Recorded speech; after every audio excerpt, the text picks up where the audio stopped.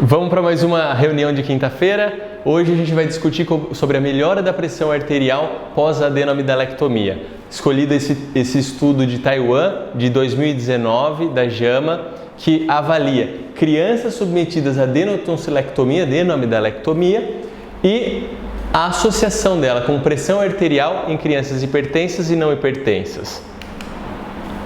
Bom, a apneia do sono corresponde a um espectro de doença que ocorre a diminuição ou obstrução total do fluxo aéreo durante a noite e está associado em adulto à hipertensão e comorbidades cardiovasculares e na criança à hipertensão diurna ou noturna.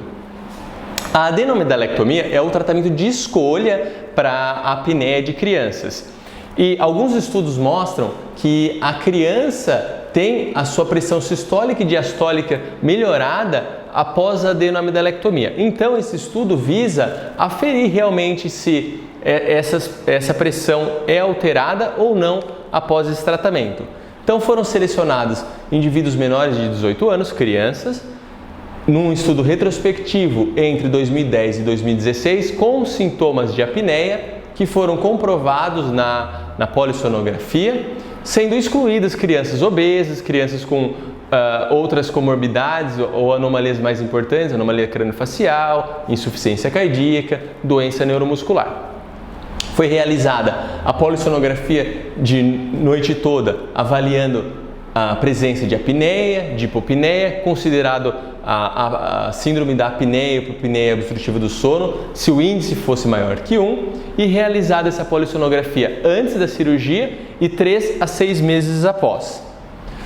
O procedimento cirúrgico foi realizado a amidalectomia com o coblator e a adenoidectomia com o auxílio do microdebridador.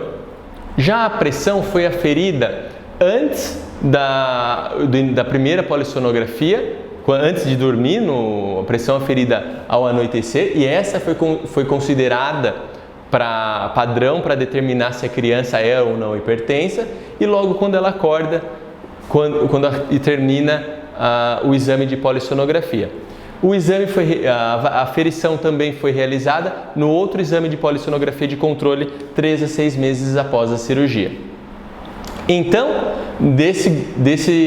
após essa avaliação, foram obtidas informações de 240 crianças, sendo elas 66% do sexo masculino, uma idade média de 7,3 anos, e observou-se que depois da cirurgia as crianças obtiveram um aumento significativo de peso, do percentil de peso, da altura, do IMC e do percentil do IMC. Outra coisa que foi interessante, que a polissonografia após a adenomidalectomia teve uma redução importante de todos os parâmetros, uma melhora de todos os parâmetros da síndrome de apneia. O índice de apneia caiu de 12 para 1,7, o nadir de saturação subiu de 85 para 90, e com relação à pressão arterial, como é que foi essa evolução? Do grupo todo, de 240 crianças, todos obtiveram uma melhora da pressão arterial diastólica. Já a pressão sistólica só apresentou melhora no grupo hipertenso. Como que foi então? Inicialmente, das 240 crianças submetidas à análise,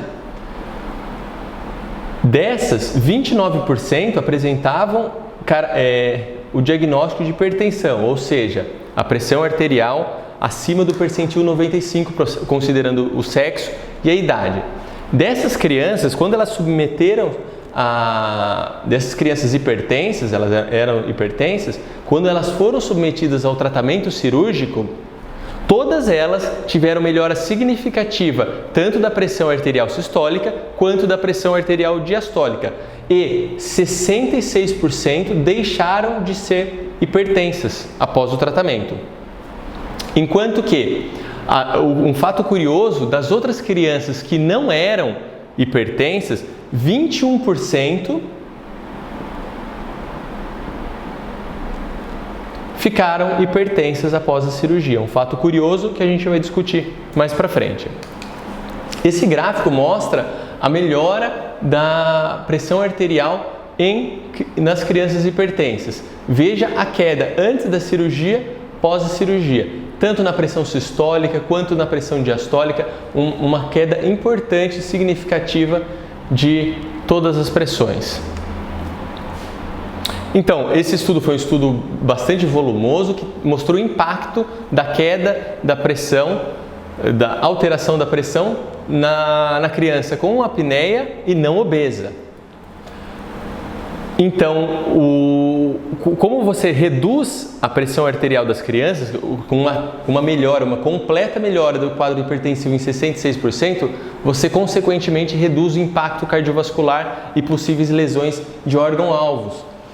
E por que acontece o aumento da pressão arterial? Estudos sugerem que a pressão arterial aumenta quando há hipóxia durante a apneia, estimula o sistema simpático, fazendo com que haja liberação de catecolaminas.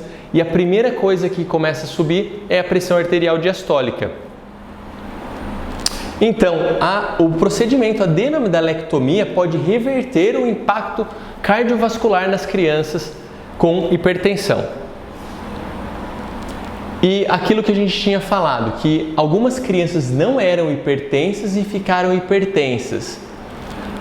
Por que isso pode ter acontecido? Infelizmente, o estudo foi retrospectivo e alguns dados cardiovasculares não foram aferidos.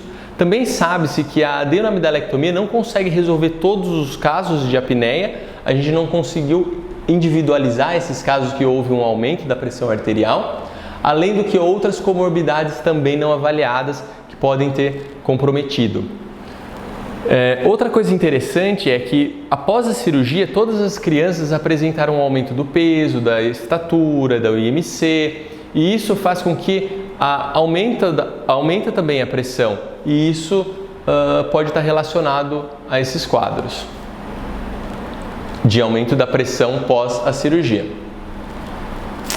Como a hipertensão implica na saúde cardiovascular, é importante avaliar a pressão das crianças com apneia, que provavelmente está relacionada e também é mais um fator que a gente tem que levar em consideração para seu tratamento.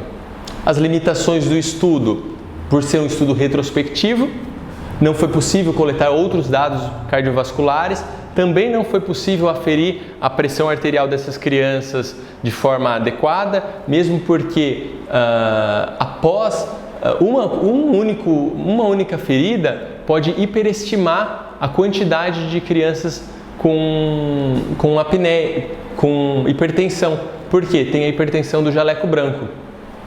Outra coisa, existe o viés de seleção, que alguns pais não autorizaram a criança a ser submetida à cirurgia, então a gente perde esses dados.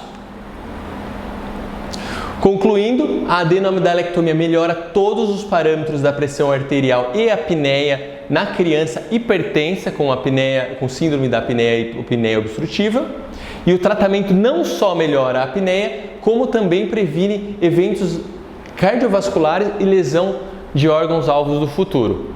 Ou seja, toda vez que você se deparar com o seu paciente com uma indicação de adenoamidalectomia, lembre-se de levar em consideração a pressão arterial, que é outro fator que você pode trazer de benefício para o seu paciente. Ficamos por aqui, até a próxima semana.